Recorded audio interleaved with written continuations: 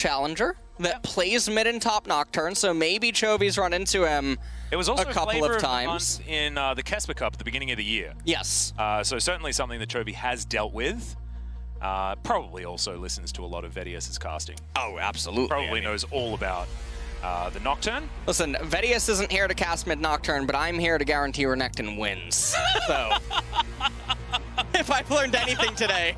Well, he was 0-5, and now he's 2-0 on the day. So he's also in this game, and Top Esports are an extraordinarily good team against our eclectic DRX, might I say. And Pioshik. And then top side of the map, 369 has been doing amazing things on the world stage multiple years in a row, and Doran hasn't really been able to. Of course, was on the Griffin squad that went to Worlds last year, but wasn't actually able to play, much to a lot of people's dismay. To be perfectly honest, we actually felt he deserved to go, but didn't get to play there, so he's now going to be here, seeing what he can do on the Quinn in theoretically a good matchup. This is 369. What's going to happen? Yeah, he has the cleanse up there in top lane. Press the attack versus press the attack. Dark Harvest on Karsa, on the Nidalee. And I'm expecting a glass cannon Nidalee this game. No supportive Athenes or Mikhail's going to be being purchased by Karsa. The Cold Start by Doran as well is definitely going to be good. Chovy has the Unsealed Spellbook, and Knight with a bit of an interesting itemization. He's going refillable with Longsword. I wonder if he's anticipating trying to cheat a recall on Chovy. He might be. See whether he's going to be able to get that one off. Of course, not going to have as much sustain as he would have liked, or at least stat efficiency in that Doran's blade that he would have otherwise liked to pick up. The TF doesn't put down a whole lot of pressure on you in the earlier stages, as now we're checking in on the bottom side as Deft with his fancy new Draven skin, seeing what he can get done as Doran's vaulting on in onto 369 and already pressing the attack on this Renekton. 369 shouting out to Marin, I believe, who is the owner of that particular Renekton skin. Meanwhile, here in mid lane, Chovy has a little bit of control over the lane, and this should be expected, obviously, in the early stages. Eyes definitely need to be on Draven in the bot lane. That skin looks pretty cool. Yeah, I know, right? It's a cool one. The Axe logo is pretty interesting as well. Top Esports, they're just taking the lane a little bit slow as they're trying to crash it in.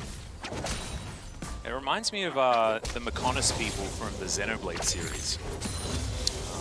If anyone knows, that's what that Draven skin feels like. To me, is Doran is going to prop that Harrier, and 369 is doing his best to try and pick up as many minions as possible, but there's a large wave stacked up, so you can see that currently it's double in favor of Doran. It doesn't necessarily spell exactly that.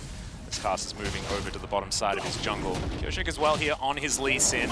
This was definitely one of his comfort picks. He loved this one, but had ups and downs on this champion, definitely. As Hook is going to land there. That's a great double play to come through from Carrier as Jackie Love a little bit out of position. They get double wards down into this brush as Yuyanja has to get the hell out of there. Tahm Kench, of course, pretty difficult to lock down and murder straight away, but that's Exhaust now on cooldown, traded for that Ignite. It was already picked up, and Karsa is in the area if TES get in trouble again. Yeah, and I mean, making use of that sweeper lens as well. They get 2 wards for free. Yeah, there we go. Which is definitely a nice little bit of free gold. Oh, man. Yep, stand aside is going to come through. There is a very good Devour from Yuyanja. Does mean that Top Esports are a little bit more vulnerable for the next few seconds. Of course, a lot of seconds now, considering the amount of nerfs that ability's taken. Is now Deft going to utilize it, trying to get as much damage down. Clicks on the lantern at the last second.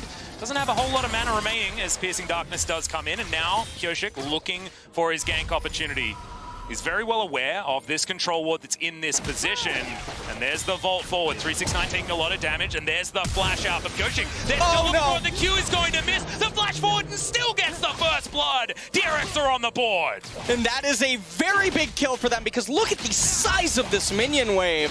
So many minions. And 369 already teleported. Yeah, that is all of this into the void. I was looking over at you. I was thinking, oh no, but he just teleports back, right? He's going to be okay. But no, Doran had put on so much pressure. He already had to use it. Yeah. Disaster. And that is a very big edge up in top lane on one of the primary carry champions that DRX have inside of their team composition. If Quinn she's going to reset right now. Renekton, I don't know what he's supposed to do. Vampiric Scepter, Dagger, picked up by Doran. Yeah, 369's out of this lane without any aid from Karsa. And that was with a cull start as well. It's all going to get even worse as those numbers start ticking down. Doran will be theoretically on a kill and an assist when that one's completed, even if Pyosik doesn't come up and kill 369 again. And now without his flash, he might be able to. They did have to invest both of their flashes though, so an opportunity for Karsa to maybe pounce. No pun intended, of course. And we'll see what he can do. So far, it's just been power farming. Pyosik gonna take the Wolf Camp, get the Raptors, and by that time his bot lane's almost returned down to bot, and Italy resetting, and so Scuttle Crab spawning on the right-hand side. This is actually pretty good RNG. For DRX, things are definitely working out for them. Yep. Knight with the Tiamat versus the Catalyst. Currently in mid lane, Chovy has Destiny Gate available. Knight obviously with Paranoia there to follow. Yeah, and this is where we need to go back in time and talk about the old Nocturne, but no, we're not going to be able to. Yanja is going to face check Pyosik, who just safeguards his way out. Carrier lying in wait, put some T-Towels on him. That's Chovy. Cycling through some cards, but that's a really nice shield there from Knight, and a good spear from Karsa as well to put some damage down onto the Twisted Fate. Gotta make sure we keep our eye out for exactly when this Destiny Gate is going to be utilized for the first time, because of course the Paranoia is going to be very important. It's weird calling it a counter, right? Because you can still use the gate. Yes. You just don't know where the opponents are until you get there. So it's just going to mean very clear, crisp communication out of DRX to make sure they can get that one working. Speaking of communicating things, they've told Pyosik to go and get a dragon.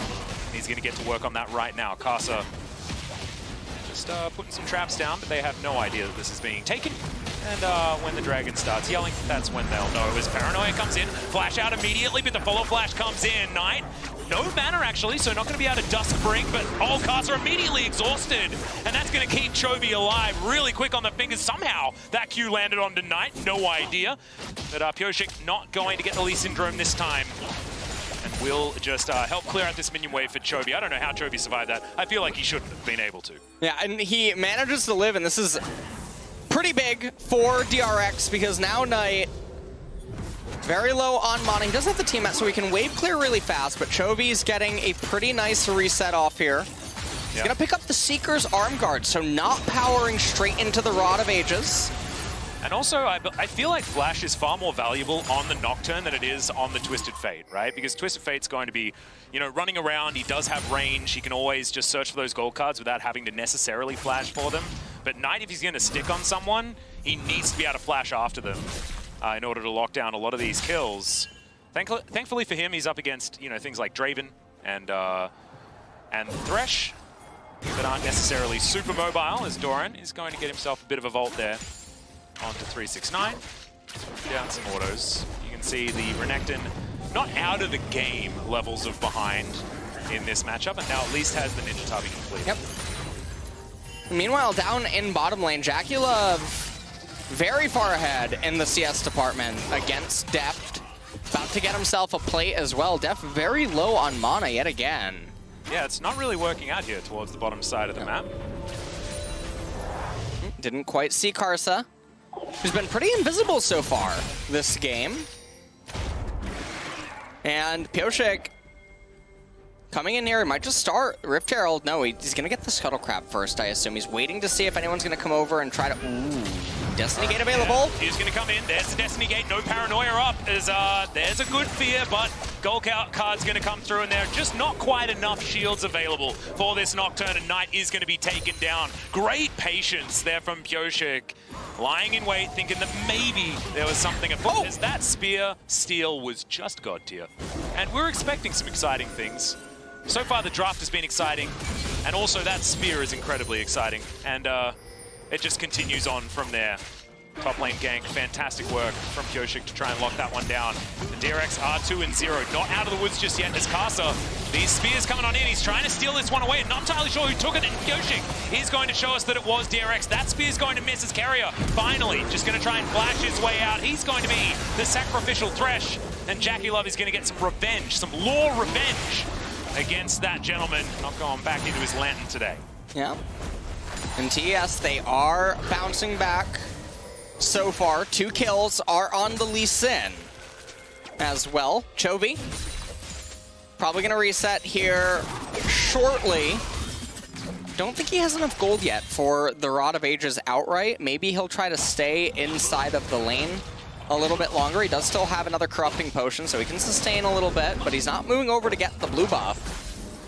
Yeah. Or, no, okay. Have some range, so Pyoshik's just like, come on, dude. Oh yeah, the cannon is gonna buy enough time. Yeah. So it looks like Chovy wanted to get the melees because the melee would die into the turret, so truly trying to min-max there. Sounds like a Chovy thing to do. Yeah. If you guys didn't know, Chovy is known for being ahead by about 20 CS against literally everyone, ever. In lane, so for Knight to be behind 30 CS in a melee versus range matchup that can be very difficult early on until you can start insta-clearing those waves with the Umbral Blades and the, of course, the Duskbringer and your Tiamat. It can be very difficult, so this is absolutely fine. For Top Esports, they are 2,000 gold behind, as Jackie Love is not going to push for that last plate that could have been possible. Still 3 minutes before they do drop. As now you've got Karsa and Knight making their way down towards the bottom side. Oh, nice. He's going to connect. Vox comes down as well. Yanja. The Whirling Death comes in. There's the Paranoia. Explosion of damage, but the heal is going to keep Carrier alive. Dawning Shadow says no, however. And the Thresh will bite the dust. 2-2 the kill score now, but Deft might just be the third one here for Top. Picking up these axes. And there isn't a minion wave. He's trying to play the Dance Dance Revolution where he can. And it's working out pretty well so far. As I say it, he will be taken down, but it took 5 people. So pretty well done there from Deft to dodge away from as many things as possible. In the meantime, DRX are taking down mid turret and top lane turret as well, with a fair bit of damage, as the Rift Herald is going to get summoned, and that's going to lock down these last couple of plates. So if I was a DRX fan, and I am, I'd probably say that this was... Well, they are still very far ahead in the gold lead, but Infernal Dragon's going to be picked up by Top Esports. They also took a lot of stacks off the Draven, set him behind, so he's not going to have as big of a cash-in the event that Deft does end up getting a kill. And there it is, Blade of the Ruin King completed there on Doran, and 369 is freezing, it seems. A little bit of a savant, it seems like. This game's got it all. Antarctica up in the top lane. As we take a look, Paranoia comes in, gets on to Carrier, the heal comes out, and honestly, Deft with some phenomenal footwork. He did buy like a crazy amount of time that he probably shouldn't have been able to buy here. He was definitely going to die, right? But this was definitely pretty cute. Well, we can definitely see here DRX are still in the driver's seat, and we mentioned early on, if their team composition gets ahead, it's very hard for TS to actually stabilize, because of the nature of their champions also rely on being ahead. Apart from Senna, I feel like Jackie Love is playing extraordinarily well. A 24 CS lead against Draven, especially, you know, Draven Thresh. This is one of the best early game lanes that you can have. And Jackie Love's been playing it out very well. One of the answers that you can have to that situation is the fact that DRX are playing around their top side far more than they are their bottom lane. They're leaving it on an island and not really giving too many resources. But still, that is not something that's normal. Jackie Love playing very, very well. And has all year. You know, he transformed this Top Esports team into the team that they are today. What I really like is you see the question mark things. Renekton just keeps freezing to try to hold Quinn at this uncomfortable position. Because this means that Doran, he has to play way further up, so anytime Nocturne disappears to the left-hand side, Doran has to be very respectful. He needs to back up. And this also, yeah, I mean, he can't get the wave, and now 369 can continue just holding it there on the left-hand side if he chooses to, but he might insta-shove the wave because he has a black... He does, okay. So he's going to recall. We saw him slice and dice in that mini-map. As Pyoshik goes in at the last second, lands another Q on the Yanja, but he's going to make it to his Pixel Brush and he'll be absolutely fine. It's Chovy coming on over, looking to try and clear out vision where he can. He has done a lot of damage to this turret, and that's a lot of where DRX's lead are. It's in, of course, Twisted Fate, just being Twisted Fate, but also in the amount of plays that they were able to gather for themselves in mid and top lane. Deft back down towards the bottom side of the map, and he's trying to catch up to the lead that Jackie Love does have. Of course, has the most gold on his team, but that's not the most in the game, as Chovy, Doran, and Pyosik doing pretty well for themselves monetarily. 369 going to come back. Let's see how... Oh, it's not. It's warmed up. You know, where... It's... Yeah. And check the forecast. Yeah, I was going to say winter is over. Well and truly. Well, 2 minutes until that Mountain Dragon comes up. Pretty big Drake for both of these parties. And I like all the Ninja Tab Eyes that are coming out across the entire board. The only thing that's a little surprising, the Ionian Boots on Nocturne. Not having it on himself, valuing the reduced Summoner spell cooldown, as well as just getting the CDR for himself. Chovy ghosted. Just wants to go fast. I value it, as Doran's going to turn up. Spear is going to give away Karsa's position, as does his W. Pretty dang good for that. And that's going to be double Heralds going over to DRX in this early game. They still hold on to a lead. If you're a DRX fan, don't rest on your laurels just yet.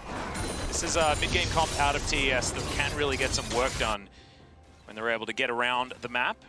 Let's see whether 369 does it again. What's the season cycle? Oh no, we're still in summer. He's going pretty slow. You know, I mean, he could have held it a little longer. It would have been... Spring? Are we in maybe fall? Yeah, maybe fall. That's actually what it seemed like. It seemed like the leaves were falling off that lane. Yep, got it. And had he just held it there, I guess Chovy would Destiny Gate in, but Nocturne would have been able to be in pretty close proximity. But they could have maybe looked for a pick on Doran before the Mountain. But seems like they don't want to risk anything. And they're just choosing to err on the side of caution. 20 seconds until that Dragon is going to come up. And by the way, as a byproduct of all of this lane ping pong, and the way that the waves have constantly just been locked by Renekton, he's ahead in XP. Doran justing 12. 369 has been 12 for a little while. Yeah. He's played it out really well so far. Shirley going to turn up here in this mid lane. That's going to say goodnight to this outer turret. It's Jackie Love. He's got his Ghost Blade complete as well as his Manamune. Muramana on its way. Not quite here just yet. Deft with a similar item build, but only a Vamp Scepter. Jackie's very, very big at this point in time. Hook goes out, doesn't find anyone. The box was already placed down as the teleport comes forward. Pyosik not going to be able to secure the Dragon. It's going to be the second for TES, and now the fight is on. The stand aside comes out, Dawning Shadow, a fair bit of damage now as DRX are on the run, but the Paranoia says no. That's going to be a dead Quinn. The hook is going to connect here, but Devour exists and will deny any pick potential. Speaking of denial, Carrier is going to deny the death of his AD carry, and DRX walk away without the Dragon and without their top lane. And that's a lot of just free stats given over to TES by getting that Mountain Dragon, which is so obnoxious against this DRX team composition. So, things are looking pretty good for them as they just bought themselves a lot more time. I love Jackie Love. Emote spamming in the middle of the lane by himself. Certainly showing some confidence here. Let's have a look at the Axe replay. Carrier whiffs the death sentence, and then right here, Pyosik barely misses the Smite Fight Karsa, securing it for his team. A really big victory. Dawning Shadow comes out, gets so much value. Paranoia there for the follow-up, and then they're lined up like ants, ready to get roasted as DRX, it's a full-on retreat. Deft can't really do anything this game. He's so far behind on Draven. Yeah, no, it's... The Adoration stacks need to be stacked back up again after his earlier death, so they are going to be at a decent number now, so we can start looking at the Draven to get a bit of a cash in.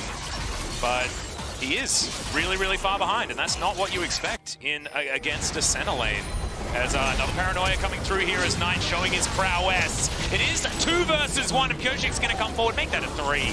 As Doran over to the side, he does press W to see that there are 4 people after him, and he gets the bad news. A 1-for-1 trade in the end, as DRX get themselves back to the safety of their bottom lane in a turret. Blow for blow between these two teams. And the 1-for-1 isn't a totally even 1-for-1. It's a kill on Lee Sin versus a kill on Senna. And anytime Senna's getting the gold at this stage of the game, it's a lot more worthwhile than the jungler. Okay, bit of an engagement here as Carrier. No flash available. He's going to land the hook onto the Renekton. Box goes down for the extra slow.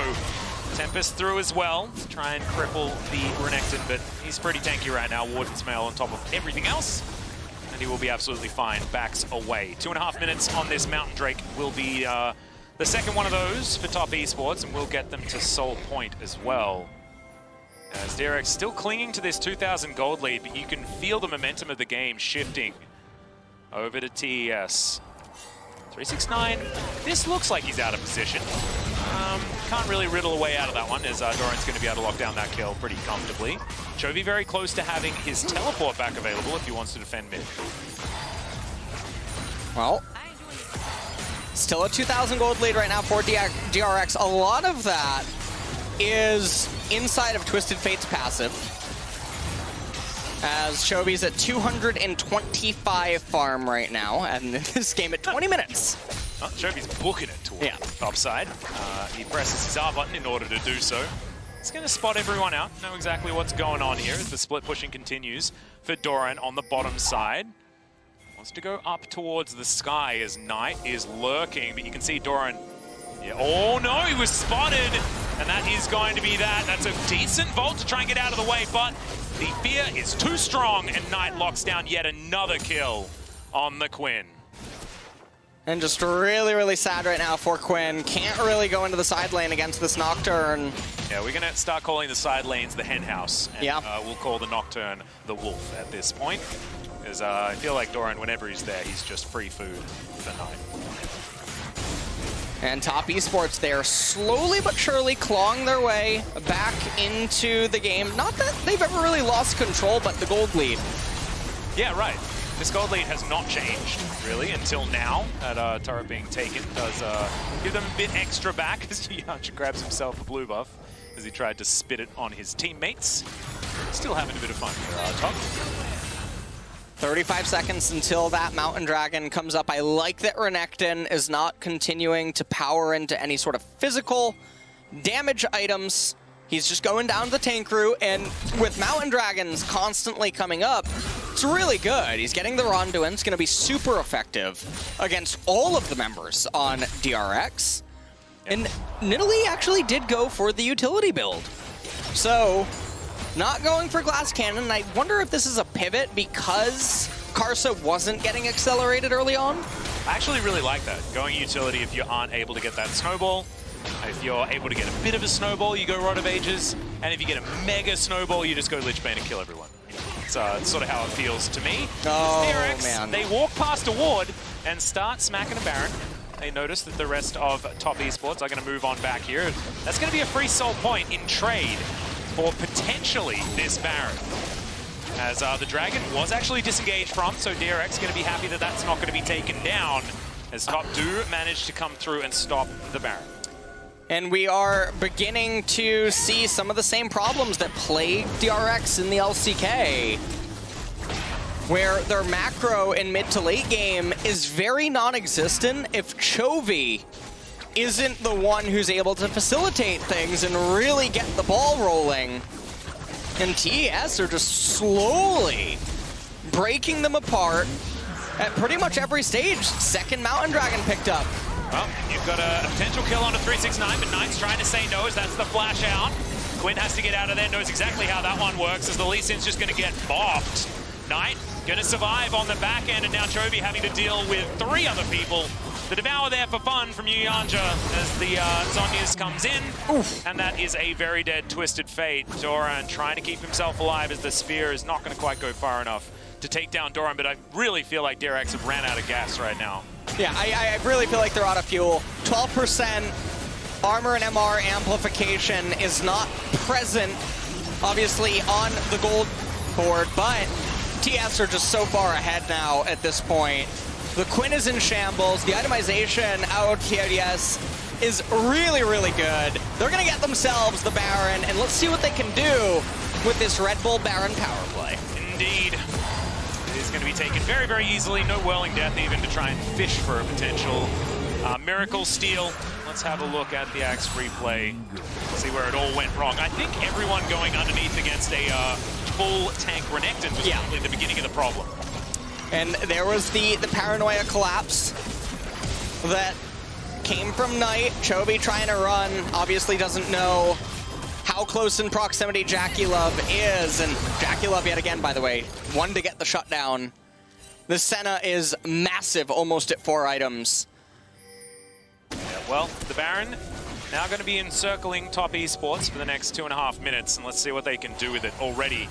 They've got themselves into the lead, and I have a feeling it's only going to balloon further forward. 3 minutes until the Mountain Soul will be available for them. Knight up here towards the top side is an absolute menace. Chovy has a lot of money, as now Knight might find himself in the wrong spot. He's going to flash, Paranoia comes through as well, but unfortunately, that's most of his mobility now done, especially with Duskbringer no longer there. The rest of top esports turn up, but it's a little bit too late. It's going to be a 4 versus 5. Chovy going to get turned on here by 369. Doesn't quite do enough damage with Pyojik. Going to kick the cross. Oh! 3 people. That was extraordinary. Chovy grabs the kill onto the shutdown. The cash in for Deft, and they wipe the 4. There goes your Baron power play. It's 1.4 in the hole. And Chovy instantly goes bot lane, not wanting to miss a beat right now. And DRX, they bring the game back right now. We're going to have a little bit of a reset. When all is said and done, DRX now, they're going to have at least one more song and a dance. Knight was a little bit too far extended up here in top lane. And I was very surprised. Top Esports wanted to handshake this fight 5v4. They went on to Chovy. He's so tanky as Twisted Fate. He's a very misleading mage. And then right here, Dev, off the back of that Lee Sin kick, able to Hulk smash his way into a shutdown on Draven. That was a triple play into a triple kick knocker. Like, with the highest health target. Just incredible. Out of Pyojik and Carrier. Of course, the 2 carries for DRX's first match. You have to remember that nobody else on the team got kills for the majority of that game. That was all about these 2 young rookies.